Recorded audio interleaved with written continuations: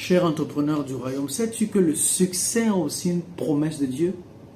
Que le Seigneur te bénisse de Sion, lui qui a fait les cieux et la terre. Psaume 134, verset 3.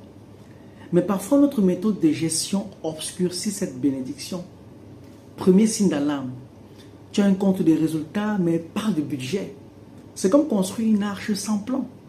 Car lequel d'entre vous qui veut bâtir une tour ne s'assied d'abord pour calculer la dépense, afin de voir s'il a de quoi l'achever?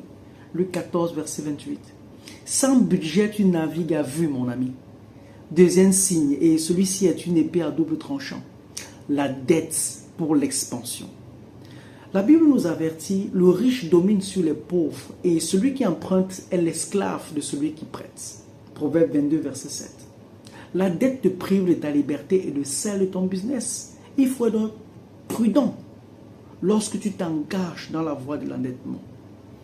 Troisième point crucial, tes clients ne veulent travailler qu'avec toi.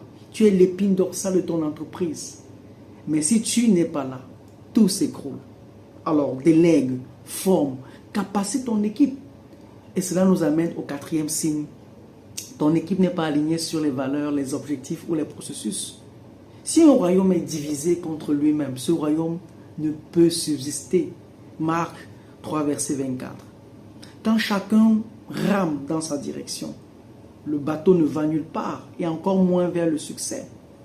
Et le cinquième signe, le plus insidieux, tu passes tout ton temps à travailler dans ton business au lieu de travailler sur lui.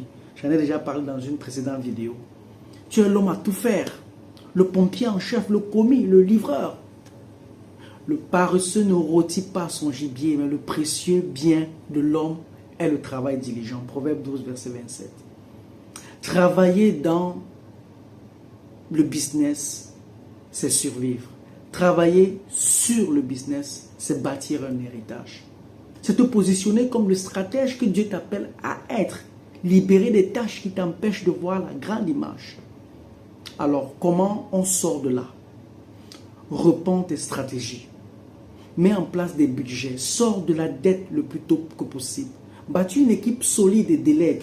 Deviens un stratège, un visionnaire et non un simple exécutant. Car les plans formés avec délibération procurent l'abondance.